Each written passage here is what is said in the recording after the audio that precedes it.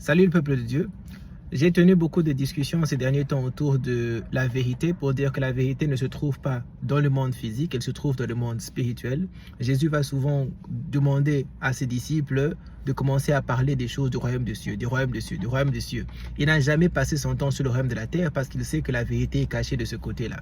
Si tu comprends la Bible n'est pas un livre historique. Historique, c'est la façon dont tu t'introduis à la Bible. Mais quand tu grandis, tu comprends que la Bible en soi est une révélation, c'est-à-dire c'est un document spirituel. Et que tous les petits livres de la Bible sont des petites révélations à l'intérieur, où que des hommes ont eu des expériences spirituelles, ils ont été pris par l'esprit, ils ont eu des visions, ils ont eu des songes, ils ont reçu des révélations. Donc, les informations que tu reçois de la Bible, lorsqu'on parle de certaines choses, tu dois comprendre ça à cette hauteur-là pour voir l'impact de ce qui se passe. En d'autres termes, lorsque tu es une femme qui couche avec un homme marié, lorsque tu es sur un lit, toi tu penses que tu es sur un lit et tu partages sur Instagram un lit, nous on sait que tu es sur une tombe. Lorsque tu es en train de marcher avec ou de conduire avec un criminel dans ta voiture, on apprécie ta belle voiture par des hommes qui sont physiques, mais un homme spirituel sait que cette femme est en train de conduire dans un cercueil. Alors, c'est la hauteur du monde spirituel. C'est comme ça que Ézéchiel ne voit pas un peuple qui souffre, il voit des hommes qui sont devenus des ossements desséchés. Et ces hommes avaient besoin du souffle de la vie de Dieu pour devenir vivants. Et pourquoi est-ce que c'est important d'avoir la vie? Parce que lorsque Dieu commence à exercer sa colère dans la parole de Dieu, il envoie ce qu'on appelle les 4 vents. Et lorsque les 4 vents sont envoyés, il s'assure qu'un ange vienne avec un livre pour commencer à écrire le nom de certaines personnes. Et ce livre s'appelle le livre de la vie. Pourquoi on appelle ça le livre de la vie? Parce que ça liste seulement les personnes qui sont trouvées en vie pendant que les vents sont en train de venir. Alors, es-tu quelqu'un qui est en vie? Je te pose la question à cause de la gravité de la situation. Dans les 4 vents, on va citer par exemple la parole de Dieu, on va citer l'épée, on va citer la famine, on va citer des animaux sauvages et on va citer des plaies. Alors, lorsque tu comprends qu'il y a un couteau, la guerre que tu vois en Iran et tout ça ne sont pas les couteaux bibliques. Dans la Bible, on explique que l'épée, justement, c'est la parole de Dieu. Comment est-ce que la parole de Dieu t'emmène à la mort?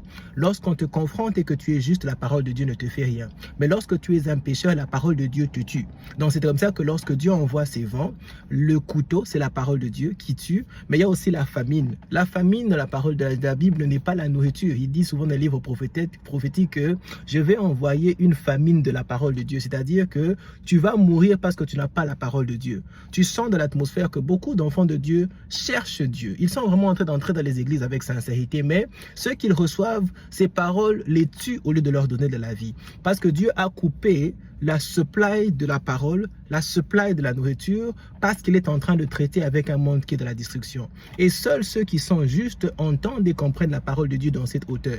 C'est comme ça que certains ne restent que sur une Bible historique et d'autres sont dans la Bible spirituelle parce que Dieu dit dans sa parole qu'il a choisi certaines personnes à qui les yeux sont ouverts et les oreilles sont ouverts pour entendre et comprendre ces choses qui sont des choses prophétiques.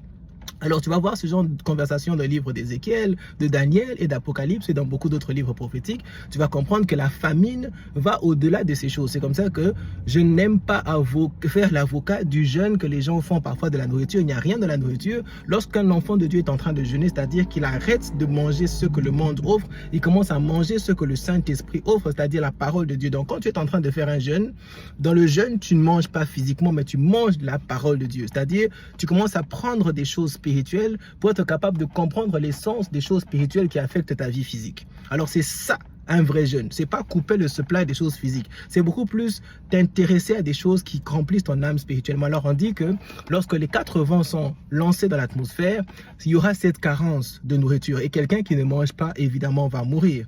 La troisième des choses, ce sont les plaies. Les plaies, ce sont des maladies contagieuses. Alors aujourd'hui, par exemple, un bon exemple, c'est ce qu'on appelle, c'est devenu viral. Une mauvaise danse, une danse perverse, une mauvaise activité, un mauvais enseignement biblique, un mauvais exemple que tout le monde est en train de copier en masse. Pourquoi? Parce que les plaies ont comme objectif de tuer en masse, de mettre des gens morts en masse.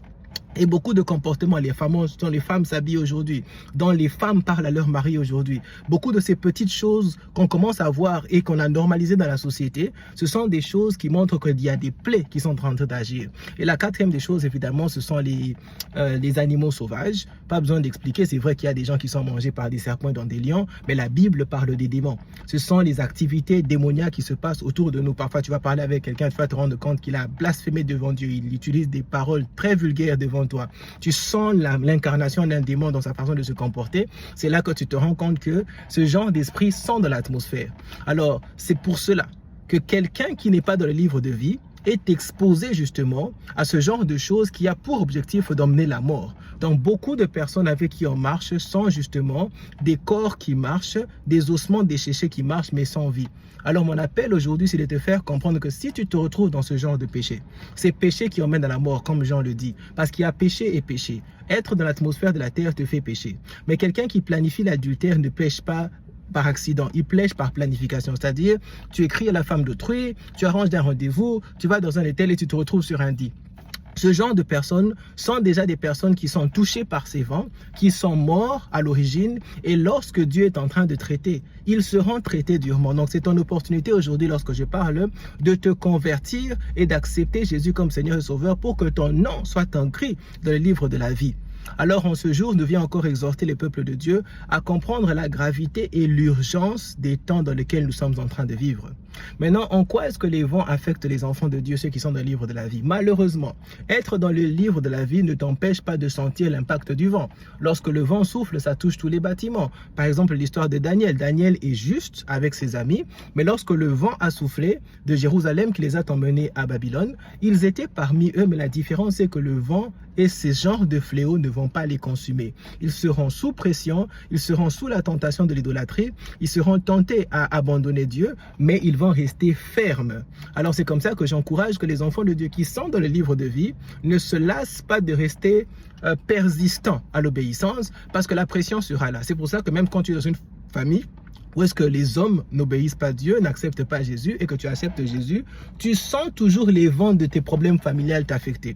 Tu sens ces vents parfois souffler contre tes enfants. Pas que tu les aies exclus, tu as pris une déclaration publique devant l'église et devant les hommes pour dire « je suis un enfant de Dieu ».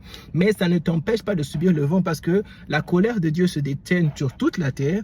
Étant partie, faisant partie de la terre, tu es affecté, mais tu n'es pas affecté au même niveau que les autres. C'est comme Paul qui doit aller prêcher à Rome, il sait que Dieu lui a donné une parole de prêcher à Rome, mais ça n'empêche pas que pendant qu'ils sont en train de partir, qu'il y ait des vents et des marées contre eux, mais il dit que ceux qui resteront dans le bateau seront sauvés, c'est-à-dire ta vie sera préservée si tu continues à être persévérant jusqu'à la fin. Et la majorité de mes messages sur être sauvé, c'est être sauvé jusqu'à la fin, c'est-à-dire ne pas considérer être sauvé comme un événement à l'église, mais comme une marche avec Dieu dans laquelle certains peuvent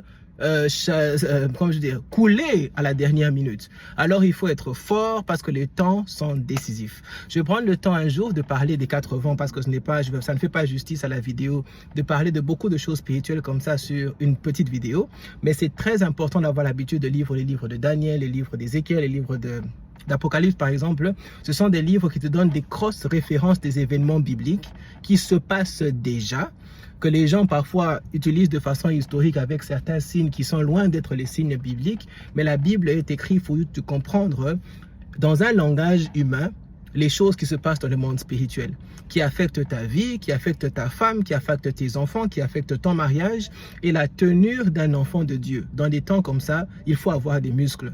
Je ne vais pas mentir que servir Dieu, c'est l'une des plus grandes malédictions que tu puisses avoir dans les temps de la fin, parce que tu seras privilégié d'entendre et de voir, mais tu seras entouré de personnes qui n'entendent pas et ne voient pas. Ils vont t'oppresser. Ces personnes peuvent être ta femme, ils peuvent être tes enfants, ils peuvent même avoir l'impression que tu es en train de raconter des choses qui sont hors contexte, alors que la parole de Dieu est violente par rapport aux serviteurs de Dieu. Il te demande de dire la vérité. Parce que comme je l'ai dit dans 2 vidéos précédentes, que seule la vérité affranchit. Lorsque tu la connaîtras, tu seras libre. Que le Seigneur te libère et te bénisse abondamment. Amen.